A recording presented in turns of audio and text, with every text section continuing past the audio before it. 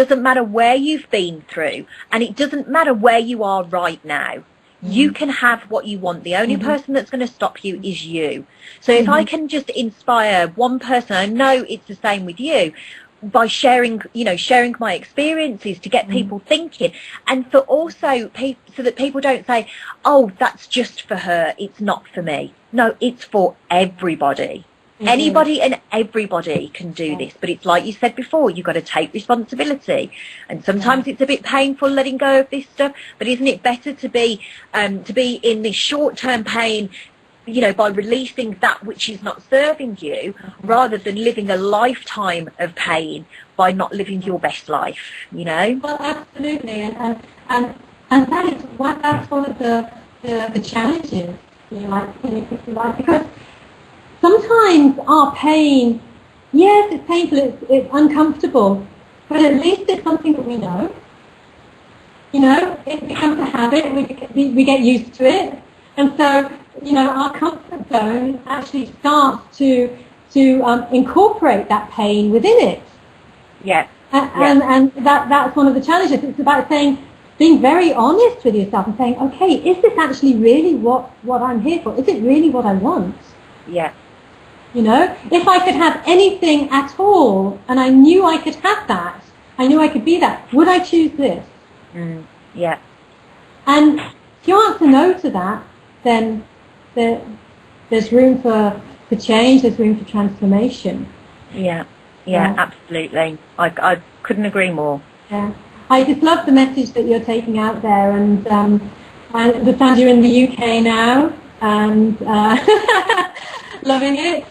Yeah, I am. I'm absolutely loving it. So I suppose really, for me, what I'd like to our listeners, our viewers, to take away are the top 3 tips that they can take away with them now, reflect on, and actually start doing something straight away that can change their life into a life they love. What would your top 3 be? Number 1, absolutely, definitely, and you mentioned it earlier, is take responsibility for anything and everything that shows up in your life without placing any criticism, judgment or blame on yourself. Number 1, because it's not what people are doing to you, it's not how life is treating you, it's about how you are treating life, okay? So it's about taking responsibility for everything that shows up. And that can be a difficult one, because when things go wrong, we have this tendency to want to blame and look outside ourselves. But if we can take a look inside ourselves first and say, right, okay, what do I need to do in order for this to change? The second one is, I would always say, put your oxygen mask on first. Say yes to yourself. We know that if we, in an aeroplane, they always say, put the oxygen mask on you before you go and help anybody else. Well, this is exactly the same in our life. We have to care enough about ourselves that we put ourselves number 1, and that's not being selfish. That's a necessity. Because if we want to give, and this is especially so for women who want to give as mums, wives, daughters, sisters, whatever you're giving, whoever you're giving to, you don't give to yourself first. You're going to run yourself into the ground. Absolutely.